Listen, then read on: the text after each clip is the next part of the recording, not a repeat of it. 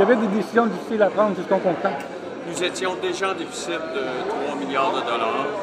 Il y a eu une chute de revenus qui est temporaire associée au ralentissement de l'économie. En fait, la politique monétaire fonctionne. La hausse de taux d'intérêt a arrêté l'économie québécoise, notamment les secteurs qui sont sensibles au taux d'intérêt.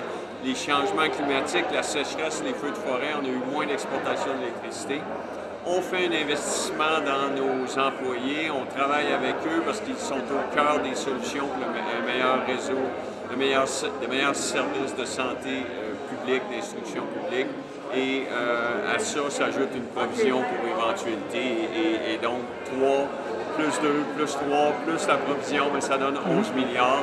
Et c'est gérable, c'est plus que nous souhaitons, puis on va s'en occuper, je m'y engage personnellement. On vient d'avoir la plus forte croissance de population, je pense, des 50 dernières années, avec une croissance de 2,3 % de la population en 2023. On a toutes sortes d'incitatifs pour encourager la participation au marché du travail des travailleurs d'expérience. On a des programmes de formation, de requalification pour encourager les jeunes, pour les gens à la formation continue. On continue d'investir 6 milliards sur 6 ans pour créer des places en garderie pour permettre aux gens d'accéder au marché du travail. Bref, c'est un enjeu qui est important.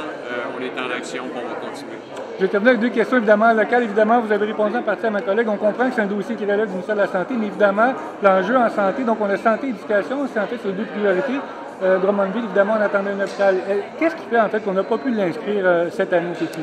En fait, moi, mon rôle comme ministre des Finances, c'est de donner l'enveloppe totale. Alors, cette enveloppe-là a été bonifiée de 150 à 153 milliards. Il faut comprendre qu'il y a des besoins au niveau des routes, du transport en commun, des infrastructures informatiques, hôpitaux, éducation, enseignement supérieur. Alors, faire un budget, c'est toujours maximiser sous contrainte et je suis convaincu que mon collègue, le ministre Julien, a fait tout ce qu'il pouvait et qu'il va continuer à travailler avec le ministre de la Santé pour cet important enjeu pour la région.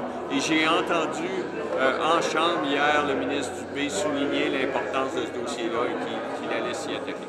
En fait, en terminant, dernière question, en fait, vous avez entendu les efforts qui ont été déployés, la coalition ici, en fait, nos élus, nos députés locaux. En fait, de quelle façon vous avez perçu ça de votre côté, du côté du ministre, en fait, si on parlait du côté du ministre des Finances? Bien, très positivement, je pense qu'on est dans une société démocratique, les gens ont le droit de s'exprimer, puis si c'est important pour les gens d'ici, bien c'est important pour nous. La politique, c'est un service public. On a compris en fait que maintenant l'hôpital, les priorités ici sont sur l'écran radar. En fait, c'est quand même une bonne nouvelle, c'est ce qu'on peut comprendre ici. Bien, moi, c'est ce que j'ai entendu de la bouche du ministre Dubé hier en chambre.